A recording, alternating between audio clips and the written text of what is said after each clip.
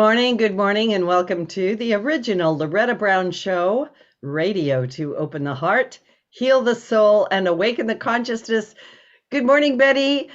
Good morning. I, Hi. I feel like I need to sing, let it snow, Oh let my it God. snow. Like we haven't left Christmas. Like it returned for an encore. I know. It's a beautiful day out. It is beautiful. I hope everybody's warm and snuggy. It was chilly at my place last night. It I was was, this close to not coming in. But then I'm like, nope, can't do it today. I got a lot going on. mhm. One thing I'll say is there's a blue sky. So I Yes. don't know. It could be worse. Yeah, but do stay warm and safe. And I don't know. I didn't look at the weather report, but maybe it's going to warm up just a little bit. Yeah, A little bit. Yeah, we'll be all right. little bit. Yeah. And so I am the owner of Reiki Oasis, located right here in the greater Seattle area for the last 27 years or thereabouts. And I have just a couple of things. I have every Sunday, I have Sunday meditation with Loretta at 11 a.m. Pacific Standard Time. And please join me if you can.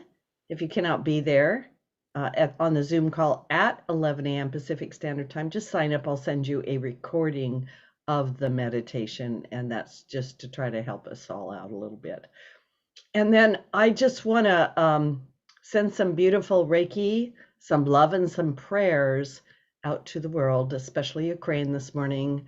And I do have a team of I have what we call the Reiki Strike Force. It sounds pretty amazing, but it is a group of my Reiki students who are various shades of levels of Reiki, and so they were all wanting to send out some goodness to everybody. So please do that. I do very much believe in the power of the energy that we send out, whether it's prayers, healing energy, and bless all the healers that are doing their work right now. So thank you very much for letting me do that. And a quick astrology check-in because it's so potent. It kind of explains a lot of things. And then I've got two wonderful guests. We did move into Pisces season last weekend. It is the last sign of the Western zodiac. It's a sign of spirituality and recognizing there is no beginning and no end, and it guides us to higher consciousness. It's also very watery. What is in the depth of your ocean of emotion? Ooh, could be there. And then we had the 222, 222, 222 portal, Benny. 222. Did you Lots do of anything twos. for your Tuesday for I Tuesday? That was the day. I don't know if you did notice that already. It was Tuesday, and Mm-hmm. I was inundated with twos and people asking me what that was all about. And I for sure lit a candle and invited in Was it the two candles? it Or was two candles. yeah, that's what I thought. Two flames? Two candles, Two two flames. flames, two, yes. Okay. And I was breathing into my heart and my mind. I'm just saying, I'm just getting ready for my guests. And Two times, twice as two times, much. twice We're as getting it, much. feeling Yeah. it. Yep. Okay.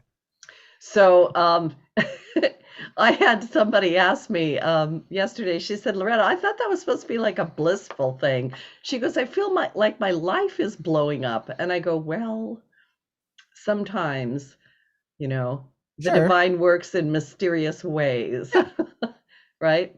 The inside and the outside, the above and below, those also forms of two. Yeah. So anyway, Different areas, both sides, two both sides. sides, two sides.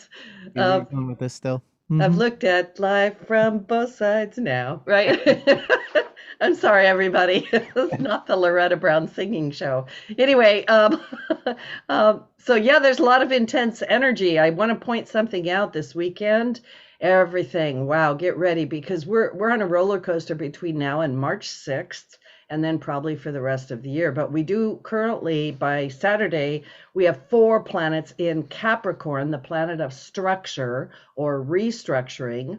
Those planets are Venus, about money, love, relationships. Mars, are we going to go to war? Are we going to be peaceful? What are we going to do? It's a fiery planet. Mercury, communication.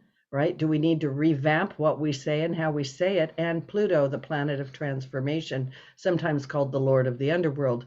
So this is bringing us in a powerful, powerful energy to make peace with our shadow. But that also means the shadow is being pulled to the surface. And what is the shadow? The unowned or unrecognized or unhealed aspects of our self as well as the collective. We also have the asteroid Vesta conjunct the Capricorn stellium, and the moon joins in on Sunday. So that means by Sunday, we have Venus, Vesta, Mars, Pluto, Mercury, and the moon in Capricorn. It's a heavy hitter. Let me just say that. It's called a super conjunction, and it is going to, like I said, bring you to looking at your shadow. And by the way, Venus, Mars, and Pluto will not meet in conjunction again for another 250 years. So if you have been saying, I feel like something big is coming, I feel like I'm about to blow up, Pluto is that planet. Benny, you're smiling. Only because you got to get on it now, because it's not going to happen again for your lifetime if it's going to come around for another 200 plus years. Just saying. So I love that. Yeah, yeah. and that actually is right. Sometimes we got to grab a hold of these opportunities and see what we can do, right? Well, yeah, Vesta, especially when it's 200 more years away. Like, yeah. yeah, don't miss it. No. Don't miss it. I don't think you can anyway, because we're going into the Pluto return for the United States, and so there's a lot going on. But this energy is going to help you become very crystal clear on what you want and what you do not want. So do take advantage of it. I'm a firm believer that we are co-creators and we are here to help make a different world. And so we're in a very potent time. I mean, I can't actually think of a better day for my guests. I guess they're going to help us sort through it. A little bit. With our brains and our quantum brains. Anyway, I've got two wonderful guests. I'm going to bring them We have right two. on. You're right. We have two. Okay, I'll stop. Oh my goodness. We can't make this stuff up. Anyway, yes, I have two wonderful guests, which increases the twos. Thank you, Benny. And my special guests today are Amit Goswami, Ph.D., and Valentina Onisor, MD. They're co-authors of the book, The Quantum Brain, Understand, Rewire, and Optimize Your Brain. And my goodness, trying to introduce these two people, I have to tell you, I could write a book. Amit Goswami is probably one of the most renowned thinkers on the planet. Amit, you're just an amazing person. He's a theoretical quantum physicist. He's a revolutionary amongst a growing number of renegade scientists who in recent years have ventured into the domain of the spiritual in an attempt both to interpret the seemingly inexplicable findings of curious experiments and to validate intuitions about the existence of a spiritual dimension of life.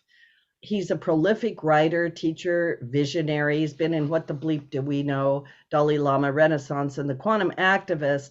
He started a movement called quantum activism, which is gaining a lot of notoriety, a lot of attention. And he established Quantum Activism Vishwalayam, an institution of transformative education in India based on quantum science and the primacy of consciousness, which is to me just amazing.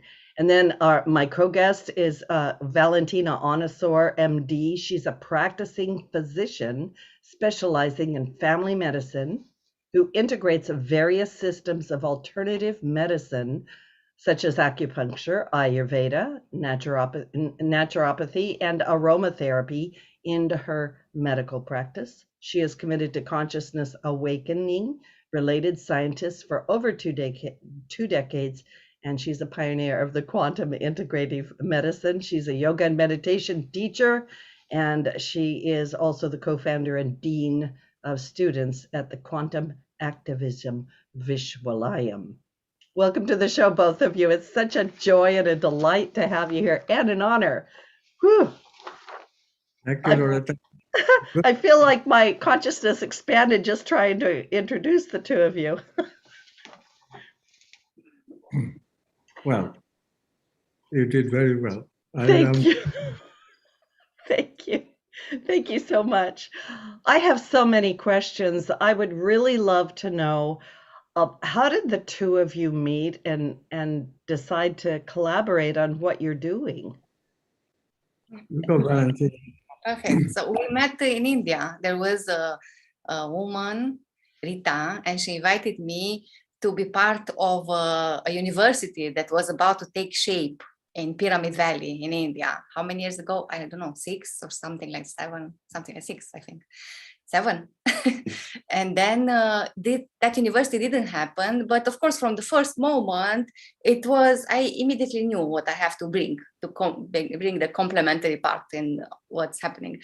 And it was so obvious, and we just had a short talk even, and it was immediately such a wonderful feeling of a great collaboration. And I don't know how to say, it was obvious that was the thing that I was expecting for so many years.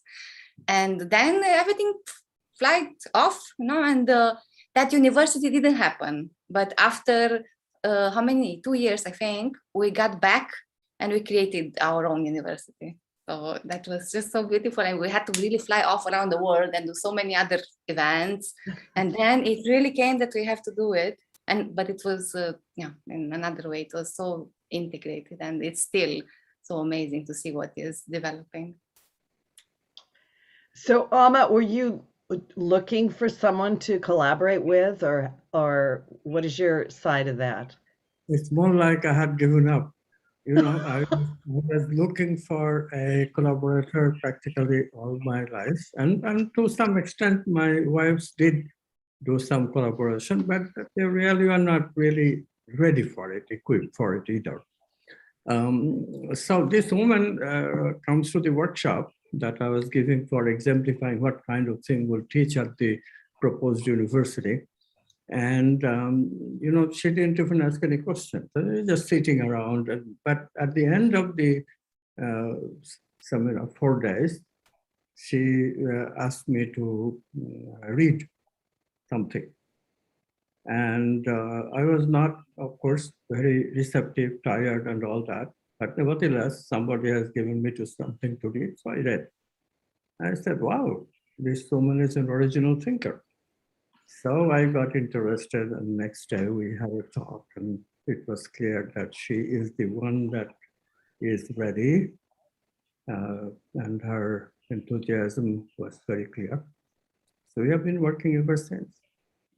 I love it. I really, really love it, and I want to kind of pull this out a little bit. I'm sure the two of you will talk about it. But you each bring such a beautiful energy that's complementary but different. Amit, you have, like, really, I respect you so highly.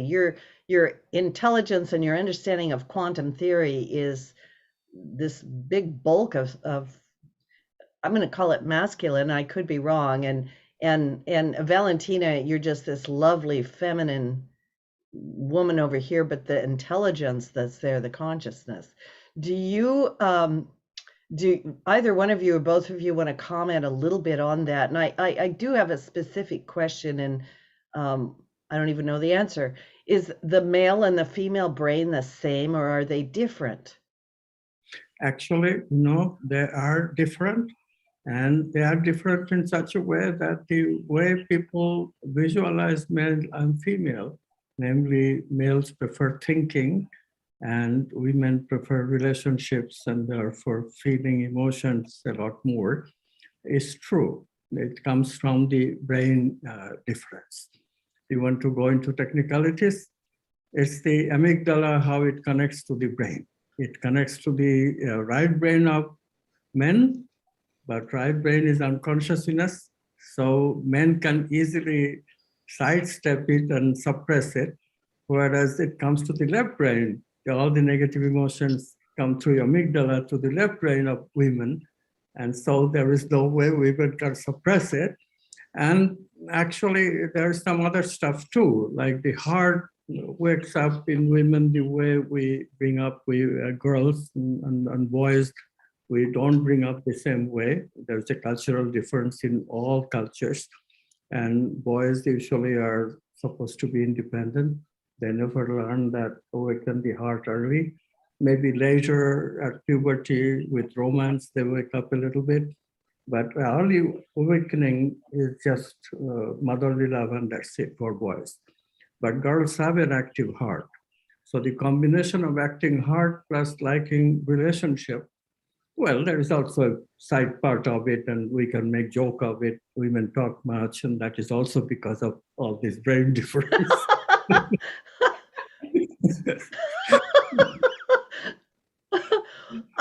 I love what you just said. I've never actually heard that before, and I love it, because it's one of those things where you can just say, I'm just blaming it on my brain, right? And it's actual wired differently. I've never heard that. Valentina, do you have anything you'd like to add to that? Yeah, I mean, this is a deadly combination, what we have. I'm telling you, we are so nice and everything is, you are smiling, but eventually you wake up in the room with the atomic bomb. Yes. Described by some people exactly in this way, because, and especially when we do things together, because there's a certain courage and I don't know, it's a level of authenticity, which, I mean, especially I see that in Amit, but when we I don't know, it's kind of, we are strengthening each other very, very much, and then everything that's happening, it's so much enhanced, everything really, like also the inspiration that comes, it's just a lot of mystery also around it, but it's very beautiful and it's also powerful.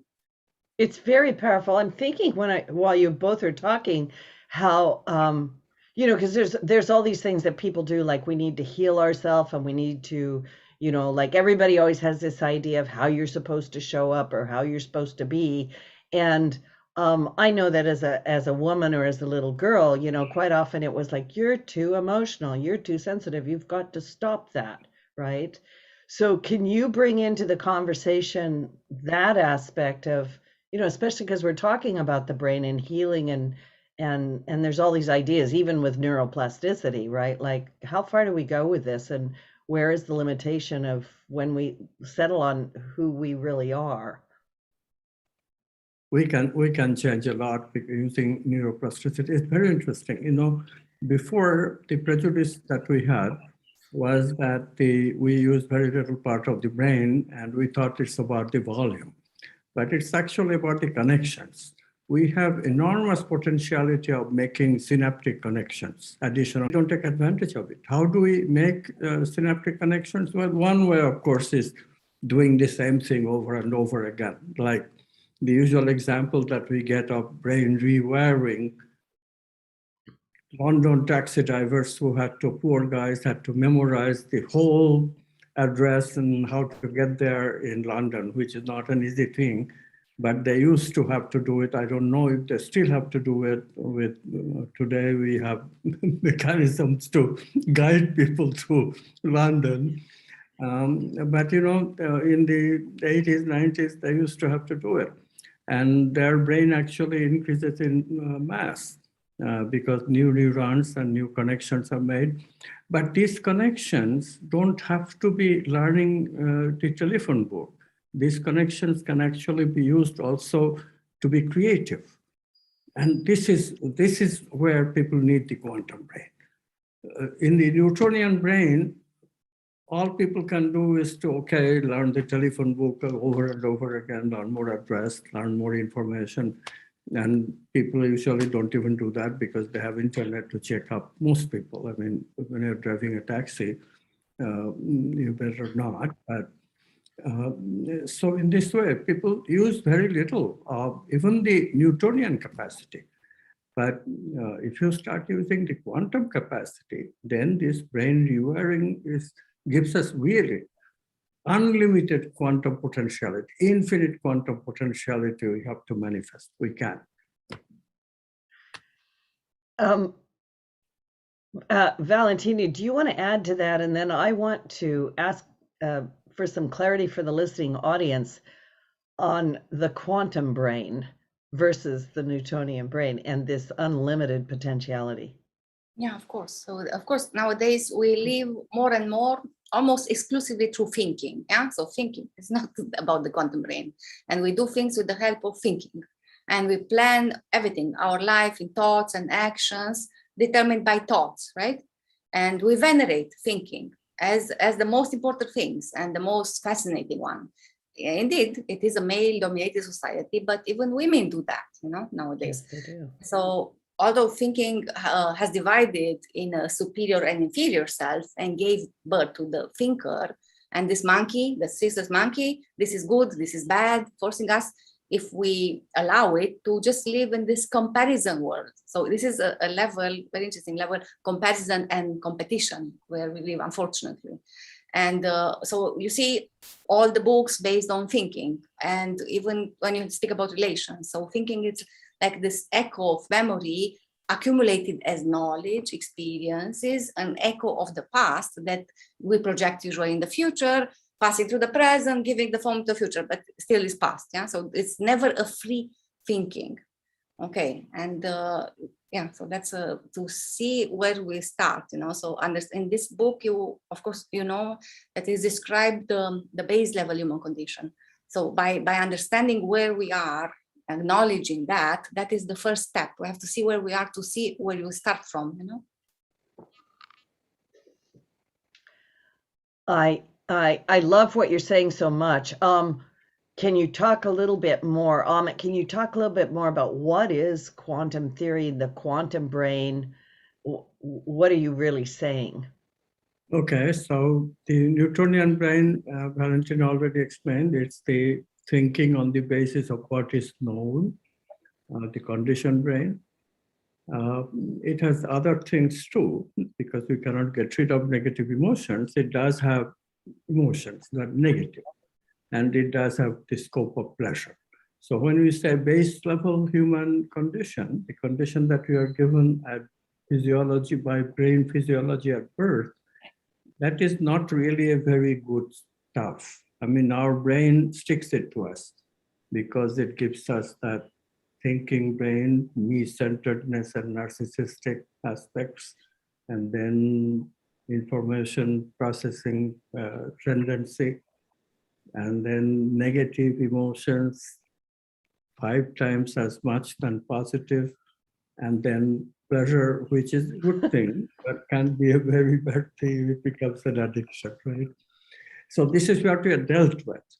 Whereas quantum brain, which human beings, to their credit, have discovered for thousands of years. And they have been using it. So we have known, like in the East, there is a concept of this brow chakra. This is called brow chakra. This is also called the third eye. So the idea is that the brow chakra wakes up.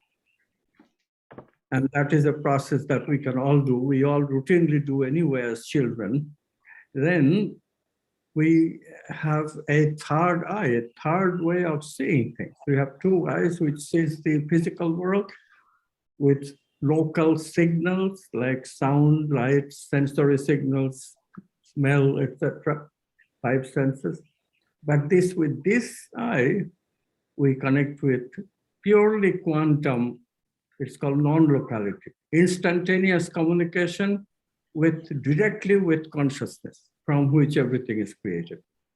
So quantum physics is very straight. It says consciousness is the ground of being. All experiences are coming from possibilities of consciousness to choose from. So when consciousness chooses a possibility, lots of thoughts are possible. It chooses one thought, that thought we think. Similarly, lots of feelings are possible. It chooses one feeling, we experience that feeling. But these are all local, coming from the physical world.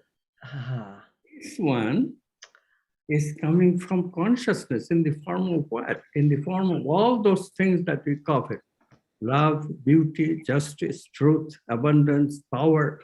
All those things are in these archetypes, and we get them through extrasensory perception through this quantum brain when our brow chakra is awakened.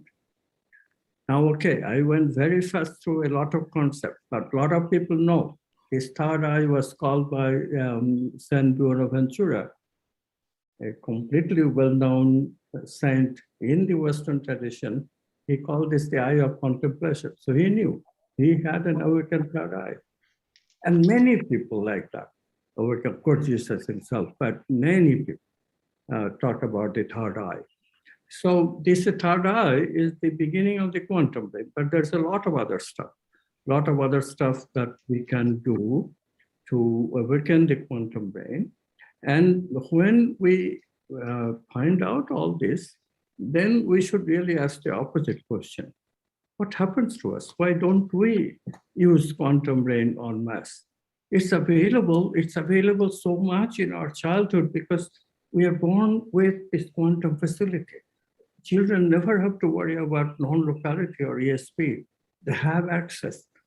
Why do we lose the access? Well, we lose the access partially because of conditioning, partially because of this Newtonian stuff taking us over. But we have to do it that way. So this is why we wrote the book, because we certainly, to our own experience, discovered that no, we do not have to do it. We do not have to succumb to the Newtonian brain. We can be in the quantum brain and explore all those potentialities. Now, Valentina can tell you all those diseases that we get if we stick too much to the Newtonian brain. It can be dangerous. Yeah. So can I continue? Because I Please, mean, it's about please. freedom, you know? So it's about our freedom. We have these fundamental rights of, yeah, we say that we have some freedom there, you know, and the power to choose, but we are not exercising these things, you know.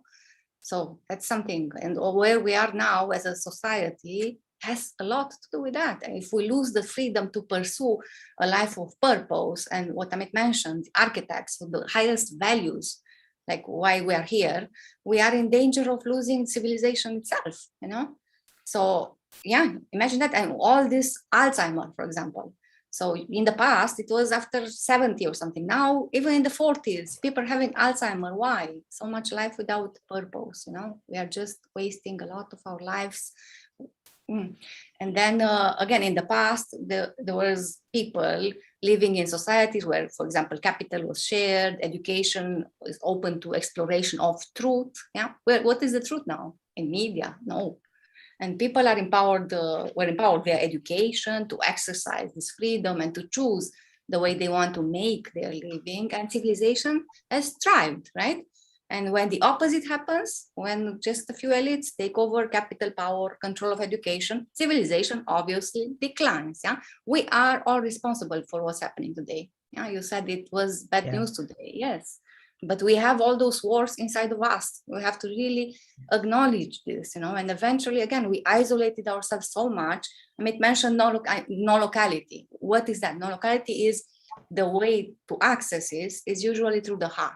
But we, by isolating ourselves in every way we can, of course, we are closing to this facility. And yes, there's no need to, I mean, we need to know how all the things works. And this quantum brain also, it's accessible. So there's no need for hacking, no need to enter through the wall because the door is open, but we don't even know where is the door. Where is the door there, you know?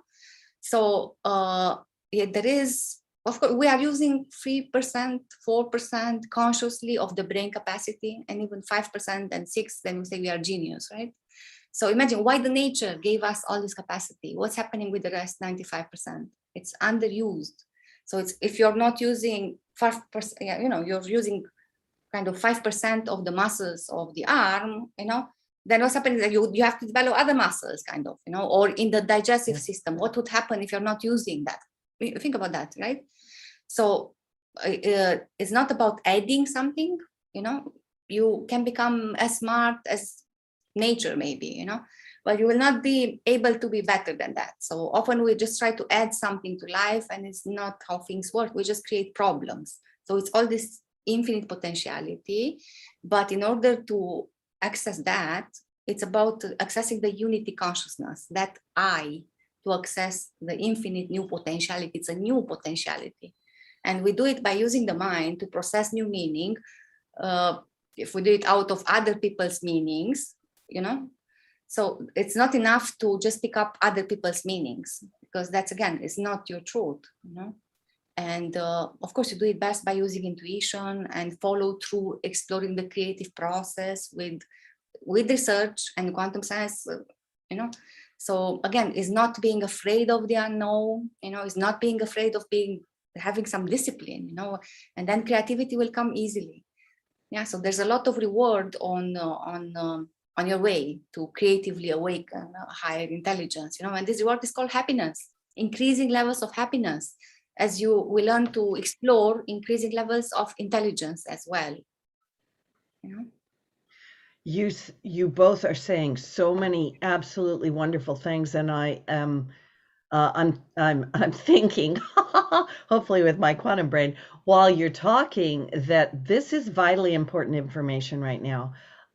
You've touched on a couple of things. Number one, we think too much. I think we're stuck in our thinking brain, our Newtonian brain, and we are in a world where what is the truth? Where is the truth?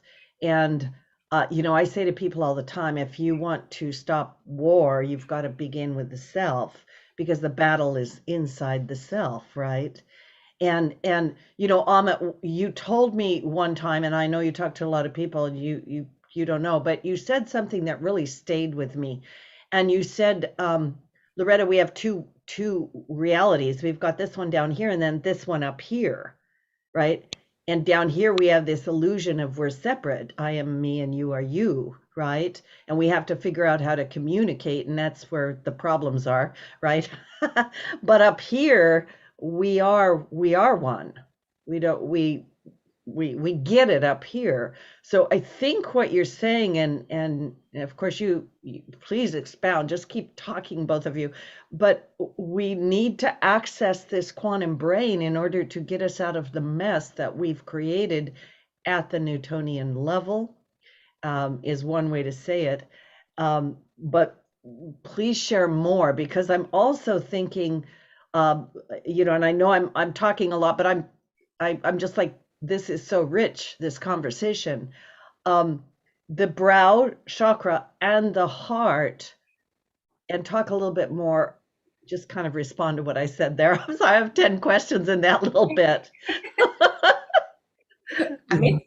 This is the key, Loretta, the brow and the heart. And there is also the navel chakra. That is also very important, it turns out, because it gives us self-worth, it gives us power, fire in the belly to get things done, willpower.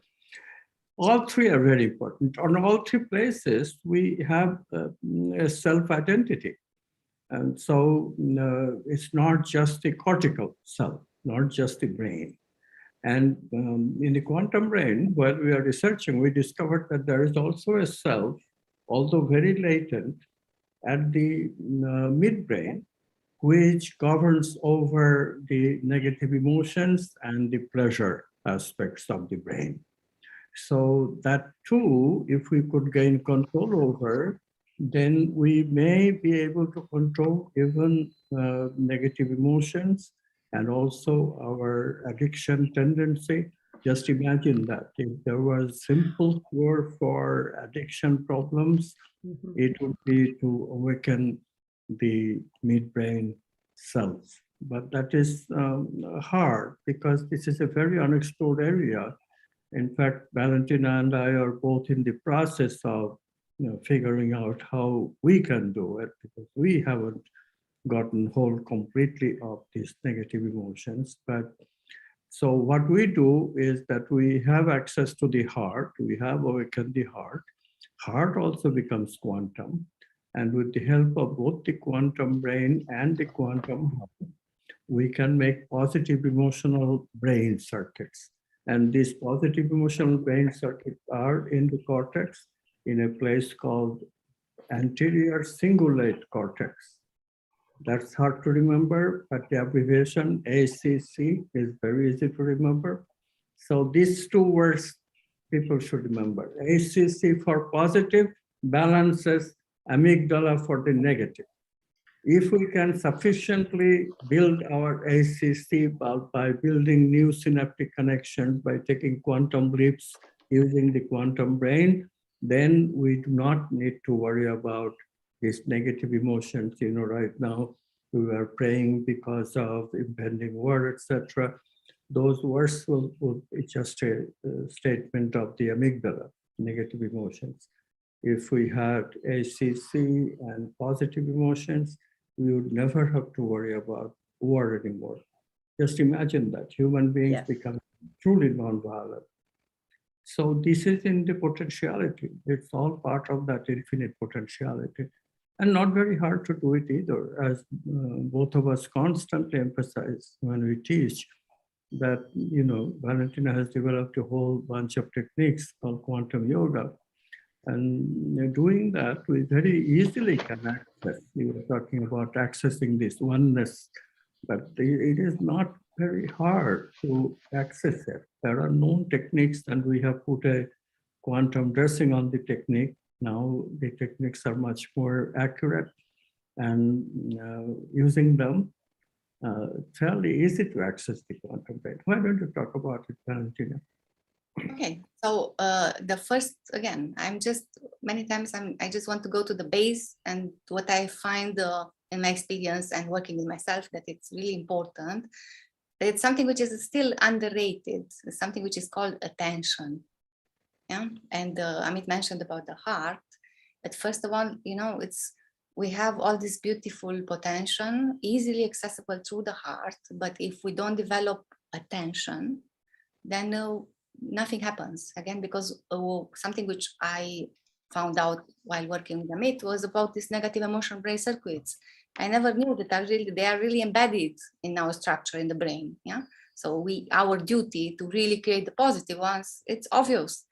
But again, if we don't practice what is called attention, and another term, mental hygiene, they go hand in hand, then we cannot really start any kind of work. So I want to emphasize on this a little bit, because quantum attention, when we speak about intention and choice, and there is this neuroscience of attention that got already a lot of research, and still it's underrated. How can it not be? Because we are destroying the brains of our children, giving them a tablet or just a phone when it's not time for that yet, or when we wake up in the morning with the phone in our hands immediately. So we are the ones who are damaging ourselves, first of all, before the governments. Okay, so attention plays a huge role in all the discoveries, in all the insights. So you need clarity, right? Clarity is built inside of us, but normal people without preparation don't even know what to expect. We don't even really know what are our choices, truly.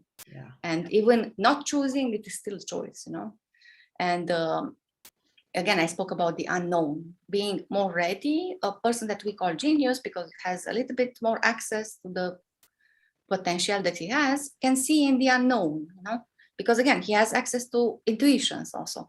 And when we don't have attention, consciousness will choose from the statistical average based on a particular choice in my spectrum of choices that I have established for that stimuli. So attention is crucial, otherwise we are just really conditioned persons, we are just like that mouse which is circling around. Is that vicious circle. You never come out of that, not to speak about quantum leaps. So again, everybody who wants to transform, we have to really learn to pay attention. This again is part of the education that we should have, when parents, of course, first of all, they should have this education to give it to the children, if not the educators later on. Because again, intention will play later a great role in our life. Attention and intention, they go together. Okay, so if we don't pay attention, we don't transform, and we cannot bring an objective into practice. Or especially women, Loretta, very well, you're so open to intuitions.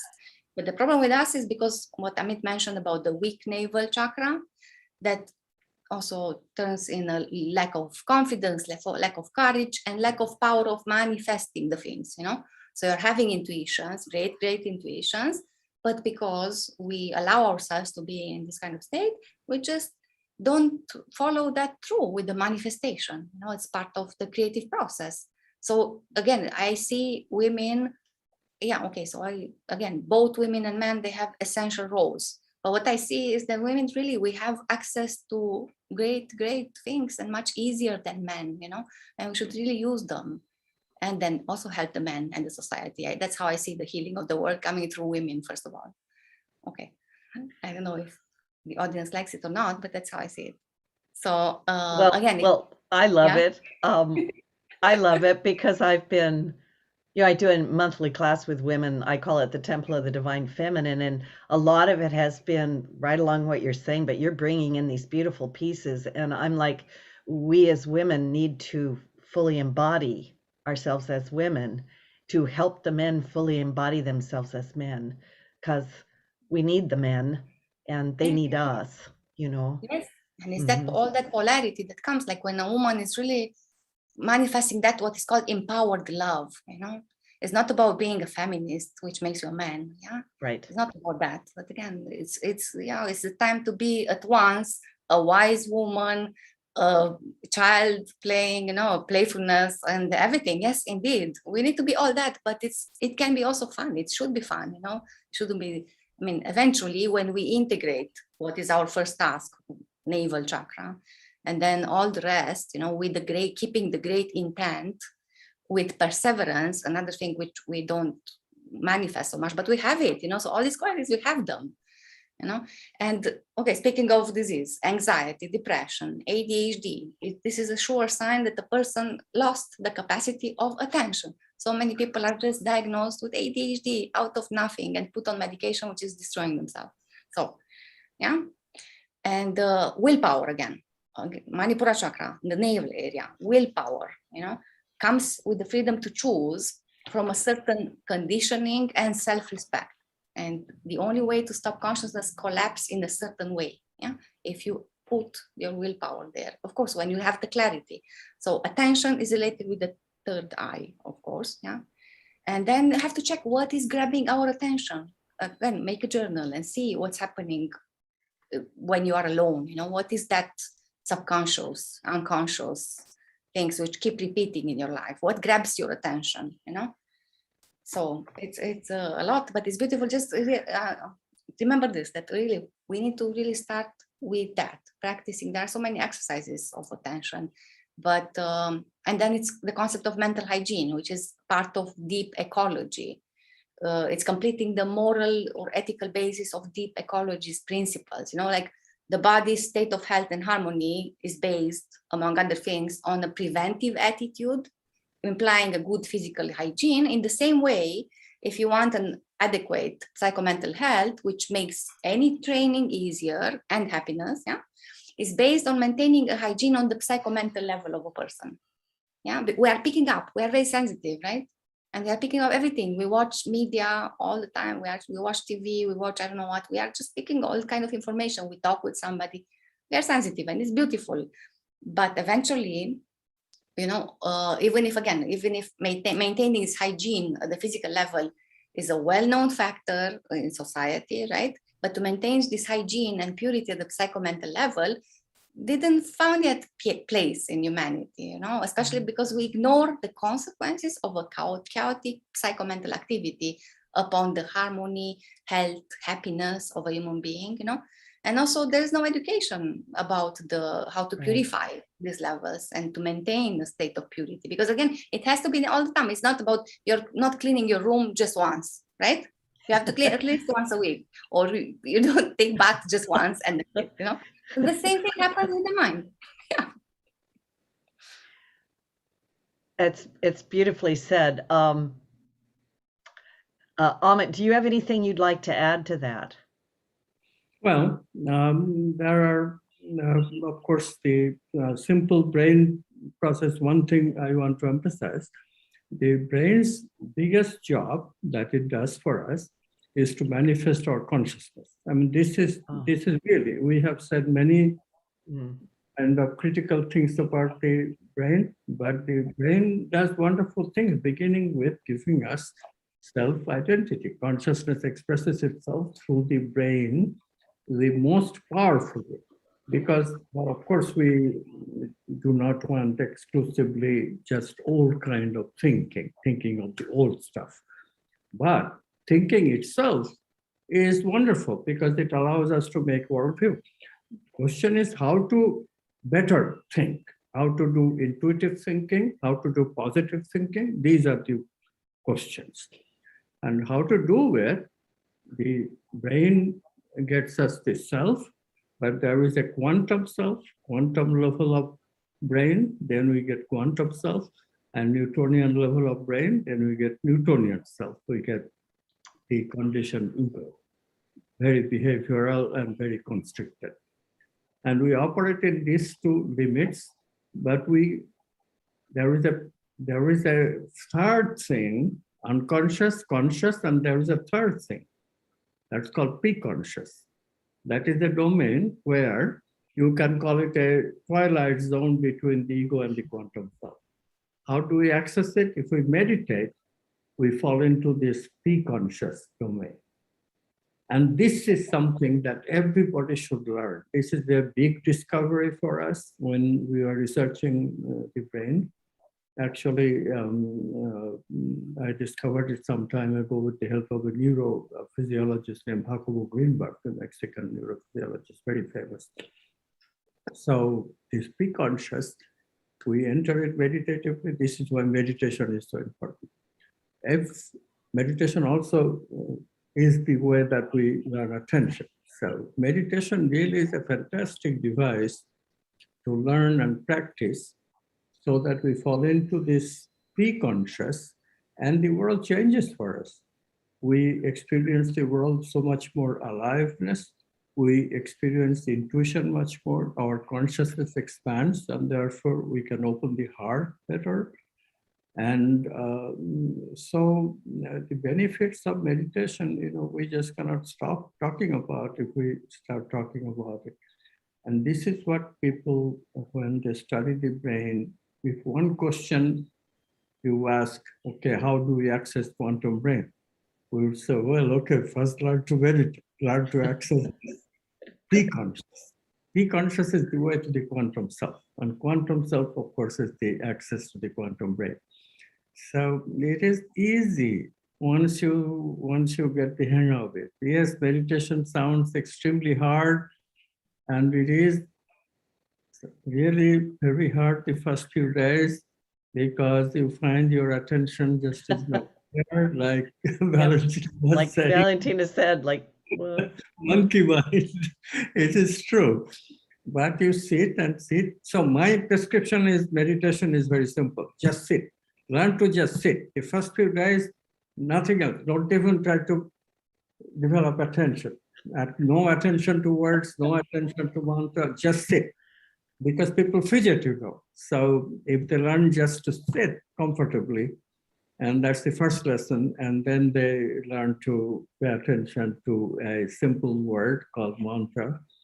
And finally, they learn to be mindful.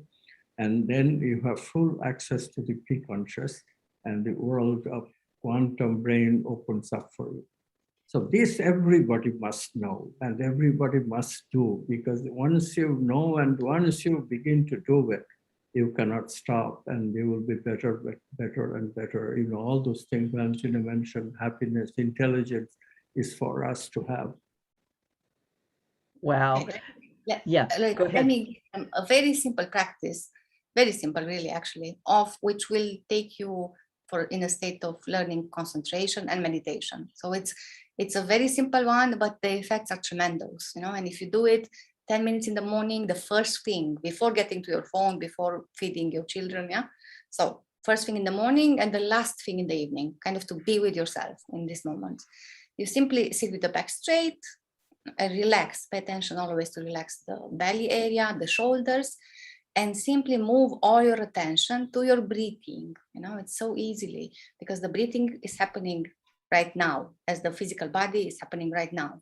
And that is why focusing on the breathing, even if initially your monkey mind will come and, okay, so don't fight with the monkey mind because it's a monkey, just bring your attention back immediately to the witnessing of the breathing without influencing, just simple breathing. Even now, when you're hearing, you can simply witness your breathing. And whenever you do that, you can do that in the middle of a conference. You will see what's happening is something amazing. Like the quality of your life will shift immediately, even with this very, very simple thing, you know. And then, of course, this is a preparation for further states, because if you're ready, those quantum leaps, they happen when you're ready. The supramental states, they happen when you're ready. You cannot force them, but you're doing the preparation. And this is a very, very good preparation, actually, because again, when you are ready, you will see that you can very easily just truly, as if you're falling like in the space of your heart, and you're just there in this vast, vast ocean, which is not going anywhere. And it's powerful, you know, it's all the peace, all the love, that you want is just there waiting. But again, that's happening when they're ready. But it's a very, very good preparation. Thank you so much for that. I'm thinking that's a great thing to teach to children also. And I was thinking when you were talking about the children with ADD and ADHD, and also this lack of attention span, like Amit, I think you also said to me once the average attention span is 1.5 seconds or something like that. It's very short. We have about 2 minutes left, which is unbelievable to me. We barely scratched the surface. Can you please share a little bit about your school and where to find you, and any last words that either one of you or both of you would like to say? Right. So the school is a school of transformative education, one of a kind, and we offer master's and PhD in quantum science and health, prosperity, and happiness. It covers the traditional areas of psychology, medicine, and business. Now, why put these three things together? Because quantum science is teaching us that we are beings with 5 facilities, 5 different ways to experience things. They cannot be separated. This is a mistake that we teach. We treat physical health and mental health so separately, intimately connected. And emotions, of course, is a combination of feeling and thinking. We cannot treat them separately. And therefore, we decided that people must get transformative education demands that people must get all these things together. We do allow specialization for research, and therefore PhD students will choose one particular area. And for practical purposes, the world is not going to be practicing integral medicine or integrative psychology very soon. So we allow the fact that people do have to work on individual fields. But this is our forte. We are the only transformative university in the world which teaches the holistic way, not just saying it, but actually doing it. Using quantum science, we can do it, because quantum science has integrated the impossible, science and spirituality. It integrates everything. It integrates all fields of psychology, all fields of medicine. So it's a wonderful thing to learn and come to us. You can reach in my website, Amit, at amitgoswami.org. Sorry, that's the email. So, okay, it's amitgoswami.org. AmitGoswami.org. Great. And last words, Valentina. We're down to the last little tiny bit of the show. Yeah, I'm definitely inviting everyone to dare to live, and to not let yourself bogged down by anything that is happening right now in the world. Just be really conscious and sing your music. Allow yourself to sing your music with full courage, because this will also help the others, to do the same. So I'm confident that we will pass together through all this period, no matter how it can get. Yeah. Thank you so much. It's such a pleasure and an honor to have you both here. And this is Loretta Brown, and the book is The Quantum Brain. I hope you're going to put out the quantum heart and the quantum yoga and all of that stuff. More wonderful good things. And Amit Goswami, Ph.D., Valentina Onisor, MD.